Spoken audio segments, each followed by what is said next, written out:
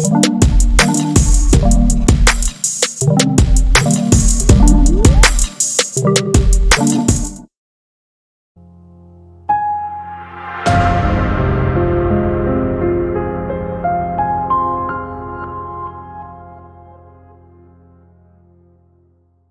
guys, my name is Noah Maraby, and in this video, we're going to talk about what neuroplasticity is and how you can use it.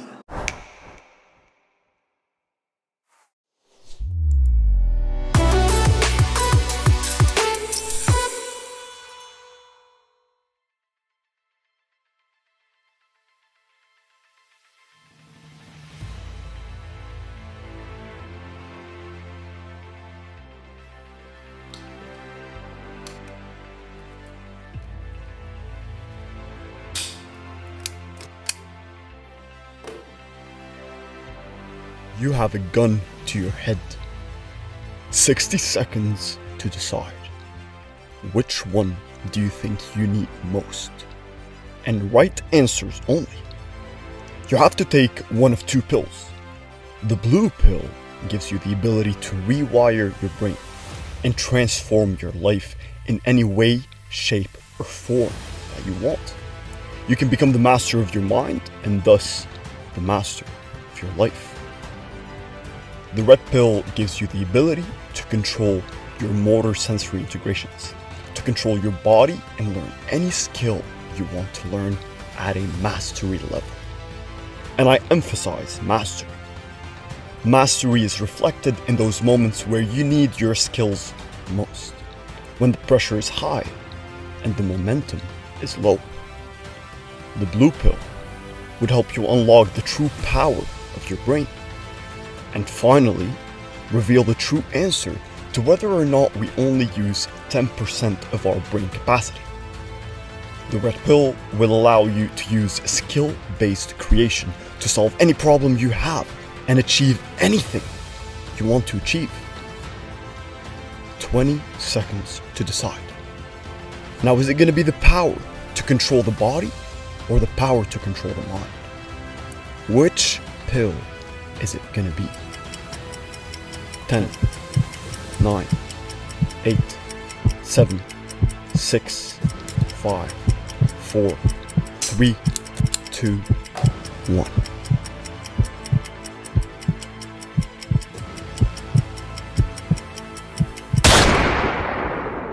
Wrong choice. There's a plot twist after all. You see, you don't need the blue nor the red pill. In fact, we all possess the abilities given by those two pills instinctively and biologically through the process of evolution. The reason it's a plot twist is because the world of neurology used to believe for the longest time that our brain's development process would come to slow down, plateau, and then stabilize. The idea of a plastic brain that can transmute its functions through late developed neurological networks was an absurd idea for neurological researchers back in the 1970s and 1980s. But then the research came out. Then came neuroplasticity, also known as the brain's plastic ability. It's the ability of neural networks in the brain to change through growth and reorganization. These changes range from individual neural pathways, making new connections and creating new thoughts, behaviors, and emotions, to systematic adjustments like cortical remapping and creating new neural networks. Examples of neuroplasticity can include any neural network changes that result from learning a new ability, environmental influences, practices, and psychological stress and factors, as defined in Wikipedia. And you see, the term neuroplasticity was first used by Polish neuroscientist Jerzy Konarski. In 1948, he observed a lot of changes in neural structures. Neurons are the cell that make up our brains. And although it wasn't widely used until the 1960s to the 1980s, that's when the research actually started developing towards creating the science of neuroplasticity, or the science of the plastic brain. And you see, the scientific breakthrough changed humanity's conception on how we evolve. One breakthrough led with several dots of correlation connected to one another led to a breakthrough in biology and in epigenetic memory. You see, our brain never stops developing. It slows down, yes, but the process of neuroplasticity is always happening. And our brain is always creating new neural networks and getting rid of old, not really used that often, neural structures. So what happens is that even though the development doesn't stop, it can slow down a bit, as you can see in this chart here. Now, in Bruce Lipton's book, The Biology of Belief, he talks about how the first 6 years of a child's life program their subconscious mind. After those 6 to 7 years, children use their subconscious mind to live their everyday life. They learn not to run into the street, to hold their parents' hand in crowds, and to listen when their parents say no. Another major point of Lipton's book was that adults are acting through their subconscious brain 95% of the time. The other 5% of the time, that's when our conscious mind is helping us navigate through our everyday lives. This means that we are spending almost 95% of our time acting based on the beliefs we acquired as children. Now I'm gonna say it again and let that sink in. This means that we are spending almost 95% of our time acting and behaving based on the blueprint we acquired as children that formed our subconscious beliefs. So in your daily life, 95% of all your thoughts, beliefs, habits, actions, thought patterns, emotions, and feelings you experience are guided by our subconscious brain. And what's even worse is that we are not aware of this subconscious guidance because our conscious brain is constantly focused on creating the perceptual image of the world we live in, of reality, right? Let me give you an example of how your subconscious brain can be influencing your present state.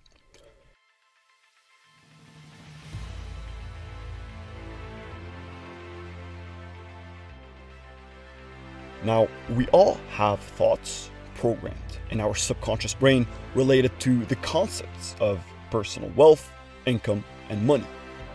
In a study done on lottery winners, researchers found that lottery winners are more likely to declare bankruptcy within 3 to 5 years. But how is that even possible? If you were to receive $10 million right now, do you really think that you might lose all that money and declare bankruptcy within 3 to 5 years? See, right now most of you are probably thinking, there is no way that would happen to me. However, your subconscious brain thinks otherwise. Because you see, if you were conditioned to believe that in order for you to live an abundant life, you don't need more than $4,000 to $5,000 a month, your subconscious brain will guide you and steer you in a way to earn $4,000 to $5,000 a month. But the thing is, that's where it gets tricky.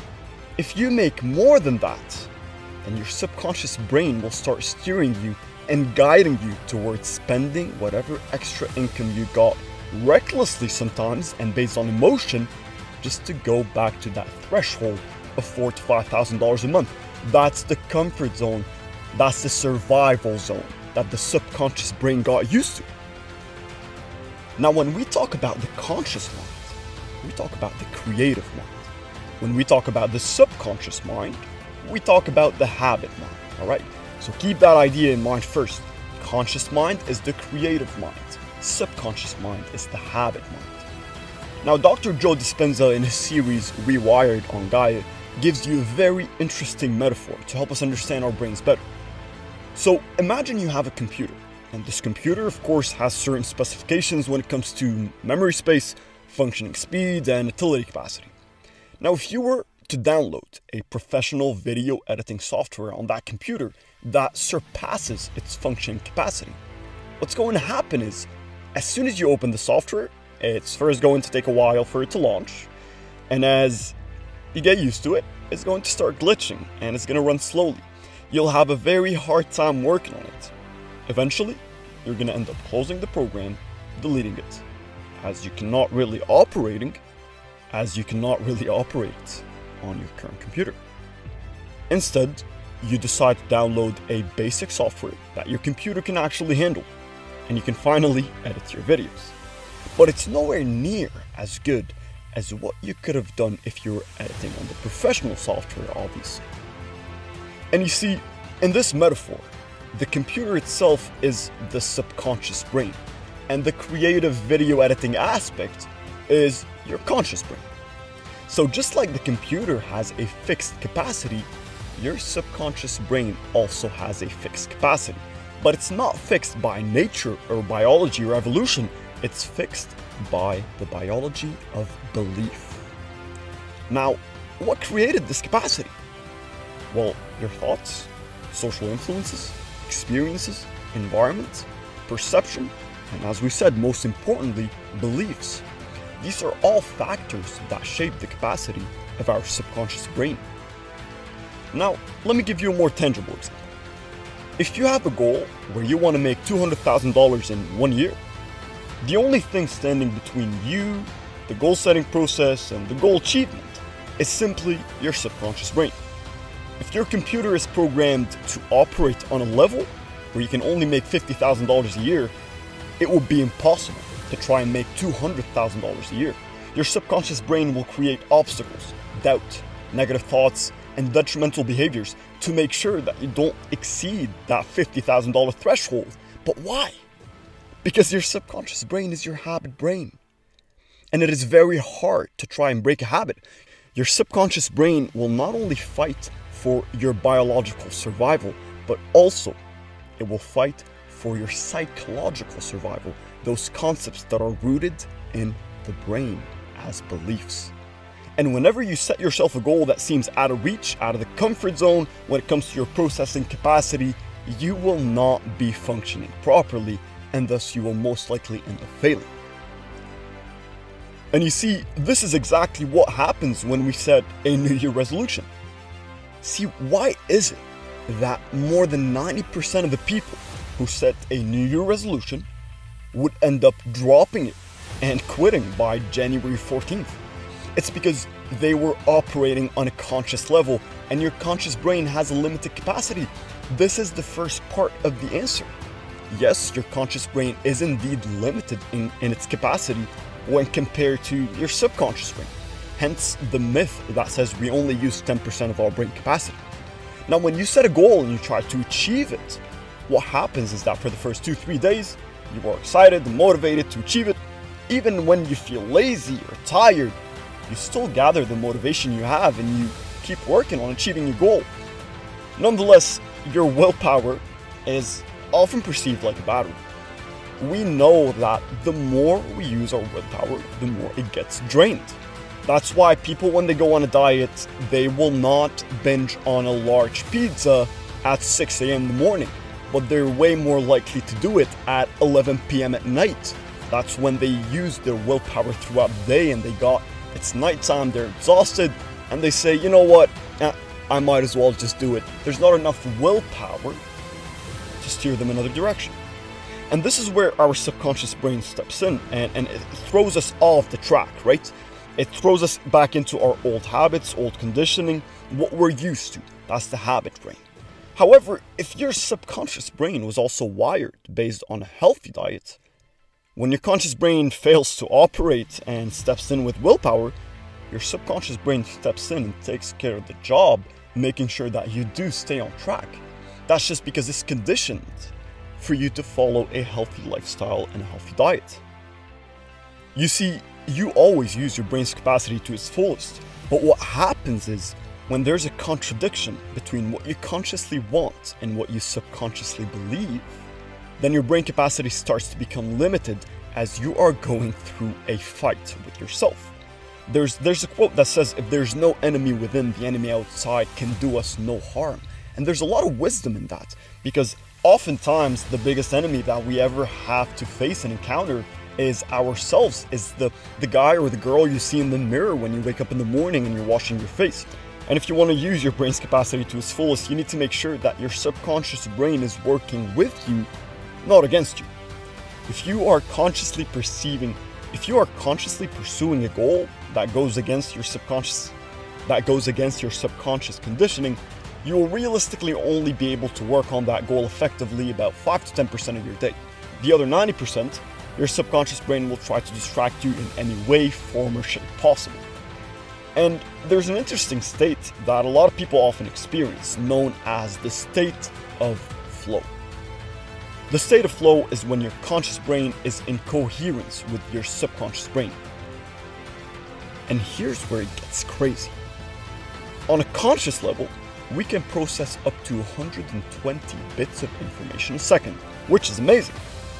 However, on a subconscious level, we can process up to 11 million bits of information a second.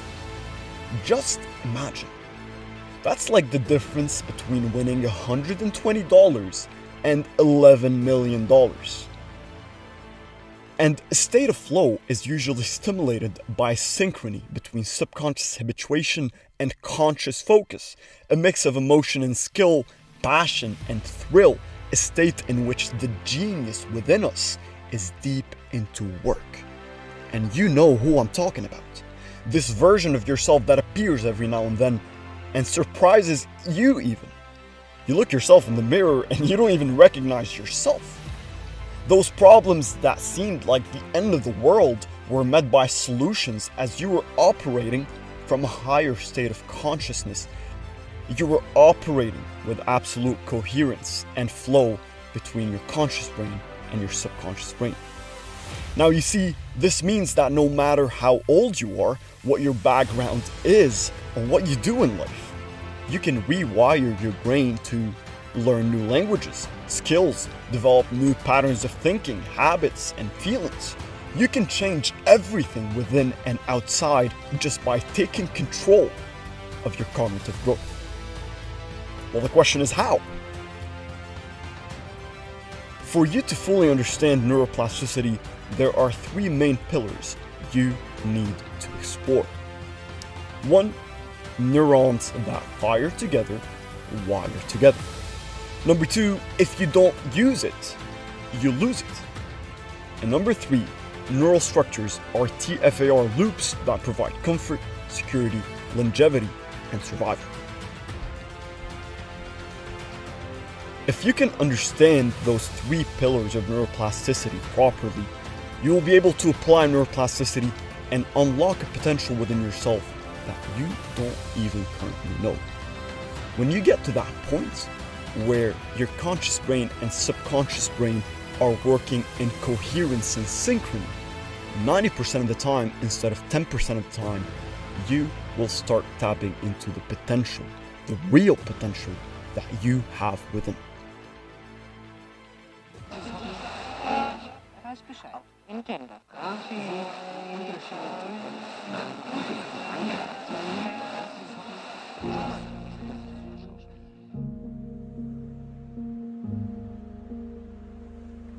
Friedrich Nietzsche once said, "He who has a why to live can bear almost any how." And you see, we as human beings, we need a purpose in life, a meaning beyond the scope of life and death. Thinking about what will happen after we depart from this world, we tend to ask ourselves, why are we in this world to begin with if we are destined to leave it insignificantly? A question that has long been hanging in a silent echo chamber. What is the reason behind our mere existence? And when we ask a question, we do so because we want to turn uncertainty, ambivalence, or ambiguity into a logical, structural answer. But what happens when no answer is found?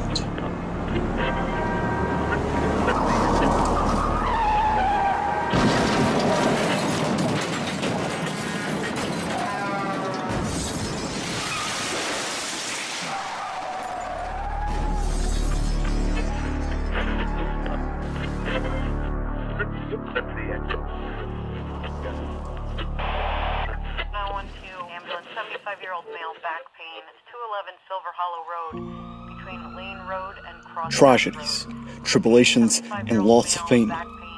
Most of it feels unfair. Hence the quote that says, "Hell is a bottomless pit."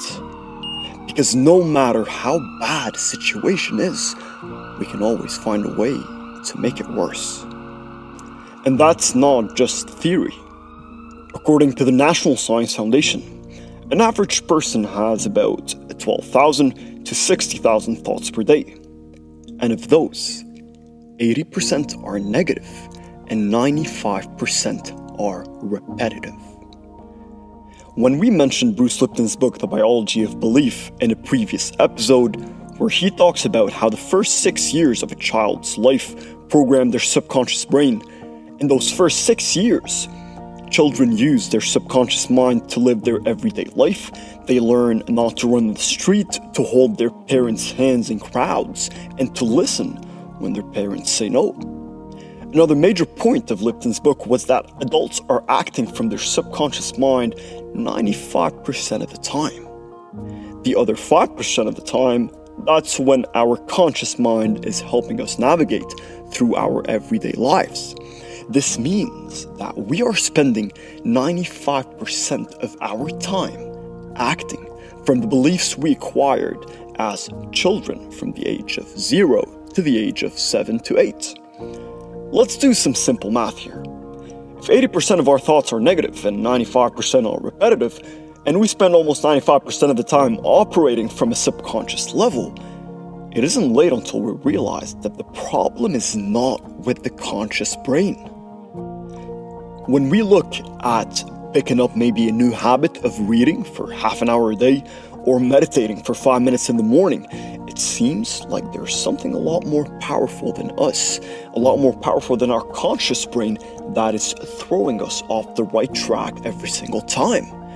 And when this happens, we lose the sense of motivation and we end up dropping the habits we wanted to start.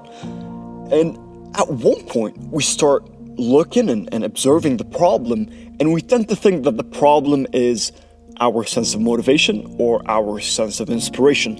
We're not working on something we love, we're passionate about, and we always justify that as an excuse to not take action. The number one excuse that everybody encounters often is the lack of motivation. So when we don't really have a sense of motivation, we end up dropping the habits, or we end up dropping the goals and the plans. So by default, the real problem here is our sense of motivation, right? Well, not really. You see, our mind is designed to help us survive and not thrive. There's a huge difference here. You are designed to move away from anything that can cause any kind of discomfort, pain, or anything that can hurt you. The subconscious brain is programmed to ensure our survival as a species and also ensure procreation. Now, when we talk about a state of survival, we talk about a state of stress. And stress is pretty common nowadays. Let's actually go back to the moment where stress really starts hindering our lives. And you see that most people nowadays, when we go to bed at night and we need to set an alarm, that's when the stress starts.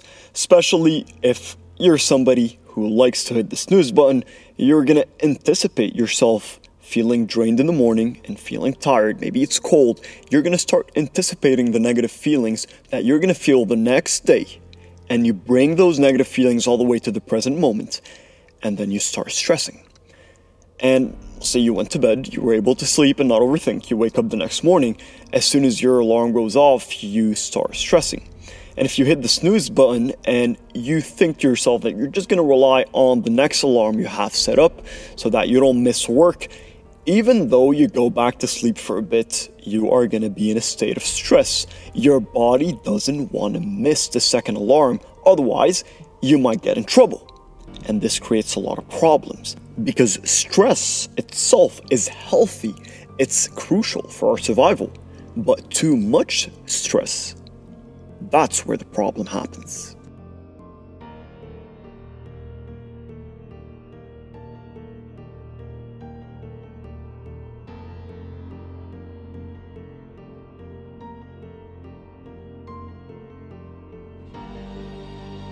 Before we start, I wanted to let you know that it is important that you watch the entire video to understand what I'm saying and for you to understand what I'm talking about at the end.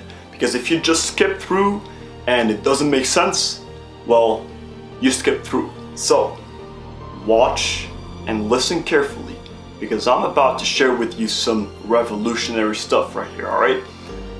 Why do you need to stop setting goals? Well, first, because you undermine it, and the way that everybody's setting goals, people wait for New Year's Eve to take out a piece of paper and write down everything they want to do, all the goals they want to achieve, and there's a day, January 17th. I think it's called Quitter's Day or something like that. You can look it up on YouTube. And on January 17th, almost 80 to 90% of the people who set New Year resolution goals would end up quitting. Why? You know, I was asking myself this question for a long time, like, why do we keep setting goals and we keep failing? We can't reach the goals, we can't achieve the objectives, and then we drop the goals. And then next year, we do the exact same thing again. The problem is, at one point, you're gonna be sick of it. I mean, you keep setting goals, and then you keep flopping on the goals, and then at one point you're just gonna say, well, why am I setting goals? It's just gonna be disappointing. I'm gonna set a goal, I'm not gonna be able to achieve it, and it's just a cycle. I don't like that. So you stop setting goals. And, you know, I was saying at the beginning that you need to stop setting goals, and I still stand by that. That doesn't mean you need to stop setting goals at all. You need to set goals in a way. Let's talk about it. But really, like, when you think about setting goals, it's easy. Anybody can set goals. I can set a goal. I want to make $1 million. I want to get in better shape. I want to do this. I want to do that. And what's the difference? All right, let's take two individuals. They both set the exact same goal. They both set a goal that they want to make $1 million. All right, and one person goes out and 2 years later, he makes $1 million. The other person stops working on the goal 2 weeks in, then sets the exact same goal again next year, and then the year after that, and then he keeps doing the exact same thing for a decade until he's sick of it, and then he doesn't want to even set the goal anymore. He's satisfied with where he is and with what he has. What makes this difference? They both set goals. You see, but the person who achieved the goal didn't just set a goal. And that's why I'm saying you need to stop setting goals. Because anybody can set goals. If you set a goal, it doesn't mean that you're going to achieve the goal. Those people who achieve their goals, they do it because they don't just create objectives and they don't just create a goal or something they desire. They create a system. They create a system. And that's fascinating, because look, most people don't think about setting goals this way. They think that, okay, I'm gonna set a goal, I'm gonna work on it, I'm gonna achieve it. Guess what? It's not gonna happen. It doesn't work this way. Sometimes it does, but 99.9% of the goals that you're gonna set, if you don't have a system in place, you are setting up yourself to fail. So let's talk a bit more about the example I just gave you. So the first person, let's call him Mr. Rich, all right? So Mr. Rich, when he set the goal, he said, I want to make $1 million a year. I'm gonna make that by April 24th, 2022. I'm gonna do it by working on my marketing skills and building sales funnels online to sell an X product that I built. He built a system. He created an entire blueprint that he can use as a reference to monitor his progress and to move towards his goal, towards his objective. The other person said, okay, I want to make $1 million a year and I'm just going to figure out how. I don't know how, I don't have a system in place, I just want to make $1 million. That's my goal, I want to do it. Let's call him Mr. Poor, all right? Mr. Poor is going to remain poor unless he builds a system. The human brain works in a way where, you know, you have your conscious brain, you have your subconscious brain. Your subconscious brain is a lot more powerful. 95% of what you do every single day comes through your subconscious brain. And in a lot of references in neurology and neuroscience, they call the subconscious brain the habit brain. The conscious brain, the creative brain. So you can use your conscious brain, your creative brain, to build a goal and to set a system and to build a blueprint that you're going to follow. But then it's your habit brain that's going to follow that system step by step to move you closer towards your goal. But if there isn't a system in place, your subconscious brain is going to be confused. There's nothing to follow, there's no blueprint to base your action upon, and it's confusing, and you end up dropping it. That's why Mr. Poor remains poor and Mr. Rich starts getting richer and richer and richer. It's how it works. So what I want you to do is I want you to stop setting goals. Stop setting goals and start building systems. Start building blueprints and systems. There's, I don't know if you guys heard about the SMART goals system.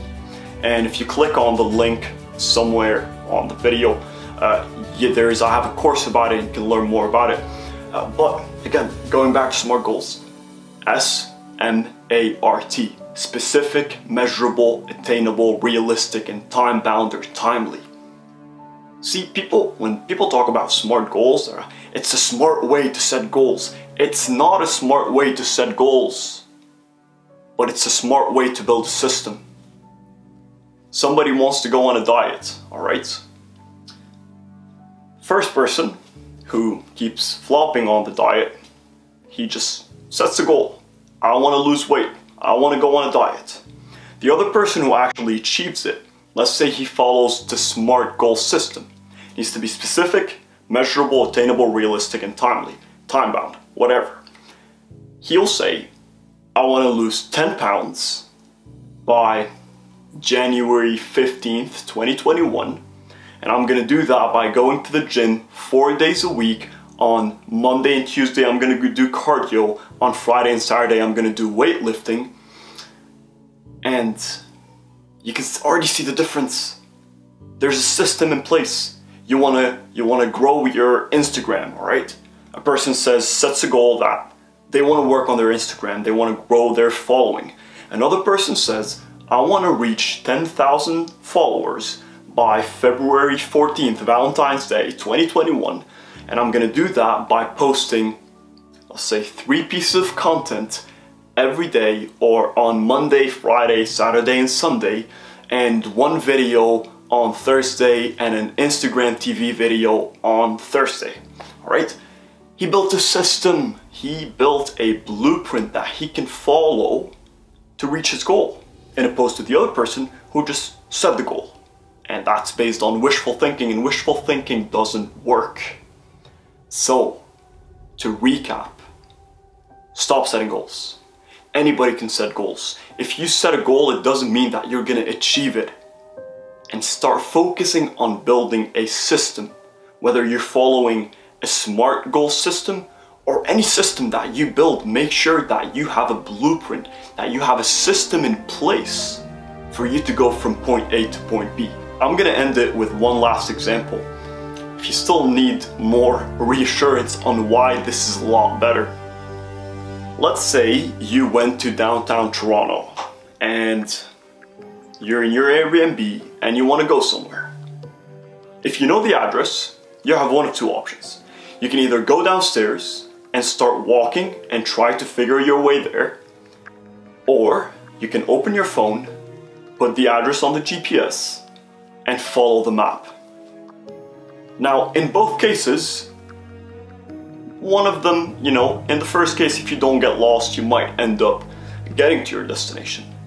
But the other person would get there, there's not, you can't even compare, because the other one is following a system. He's following a GPS, he's following a blueprint. Go straight, go left, go right, go up, go down. It's how it works. So again, stop setting goals. Start building systems. It's the systems that are going to help you reach the goals. Goals alone are not enough. But when you combine a goal with a powerful system, you create a massive action plan. that can move you towards your goal and help you achieve the results that you want to achieve. So the first exercise I want to talk about is called mantras or affirmations. Tony Robbins talked about this concept in one of his seminars. He said, and you can also try it yourself, if you go for a run every single day for an hour, if you go for an hour of exercising every single day for a month, and you keep repeating while exercising, you keep repeating the affirmation saying, I'm unstoppable, I'm unstoppable, I'm unstoppable. Guess what's gonna be stuck in your head after a month? And you can be listening to those affirmations. You can be repeating them out loud or even repeating them in your brain or doing all of that at once. All of those work. There are two affirmations that I personally used a lot that helped me tremendously. The first one is, I am the master of my thoughts, habits, and emotions. And the second one is really similar, but you just change the word master to the word control. You say, I am in control of my thoughts, habits, and emotions. And there are also other affirmations such as, I am calm, I am relaxed, I am confident, I am comfortable in social situations. There's a huge list online that you can go check out. Just go look for affirmations for anxiety and you'll find a bunch that you can use, but make sure to use them consistently on a daily basis for about half an hour. And believe me, in a month, you'll see tremendous change. Another thing that I tried that also found to be very effective is writing down those affirmations. Make it a habit to force yourself to sit down and write down these affirmations, and this can also be really helpful. The second exercise that you can use that's also extremely effective is meditation or mindfulness. And meditation is not that complicated. If you already meditate, that's amazing. But if you don't, and if you're not doing it because you think it's too complicated, it's so easy. And I'll give you an exercise that you can try every single day in a second. But meditation is also something that should be used on a consistent basis. And the exercise is simple. Focus on your breath.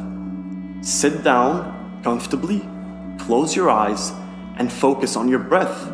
Be aware of your breath coming in and coming out. And if you try this breathing exercise and you find that it's a bit hard for you to grasp the mindfulness concept, there are plenty of guided meditation videos on YouTube that you can use, and there are plenty of apps on the App Store or the Google Play Store that you can use. In the description below, I put a link for one of my favorite apps. It's called Calm, and you can use it. It is life-changing. It has meditation exercises for different purposes and also for anxiety.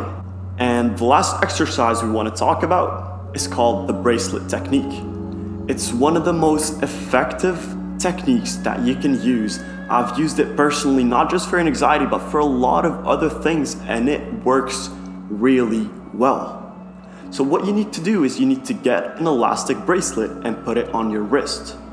Now, every time you feel that there are some anxious thoughts arising, what you're gonna do is, you're not gonna overthink it, because when you're anxious and you start overthinking, you start thinking that you shouldn't be feeling this way, that you don't like the way you feel, you're just gonna end up feeling worse. You're just gonna end up feeling more anxious. That's how it is. You need to accept those feelings and those thoughts.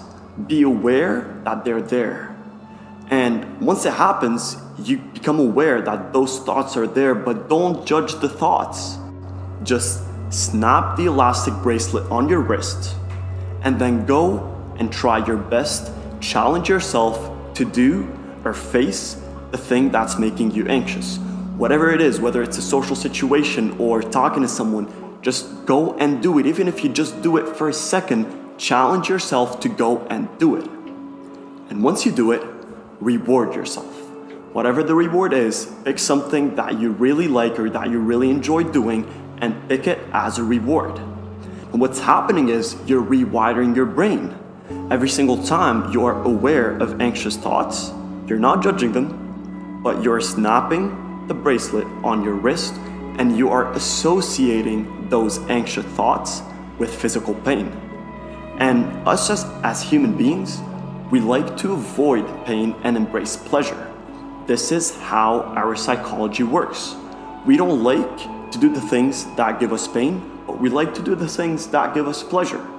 So when you're associating anxious thoughts with physical pain, your brain is starting to get used to the thought that every single time you have these thoughts, you're gonna feel physical pain. And then you go do it, and once you do whatever it is that you were scared of doing, whatever it is that's making you anxious, you actually do it, and you reward yourself. You are also rewiring your brain to think that every single time you do something that you're scared of doing, something that you're anxious of doing, you are gonna get pleasure out of it. First, the satisfaction of actually overcoming whatever it is that was stopping you, overcoming and facing whatever it is that's making you anxious. And second, the reward that you are giving yourself. Whatever it is that you pick as a reward, give yourself this reward after you face your fear, after you face the object that's making you anxious. And once you do that, and you repeat the process, those 3 exercises, it's very simple. Repeat those 3 exercises on a daily basis, and they take you no more than 45 minutes a day, and it is worth it.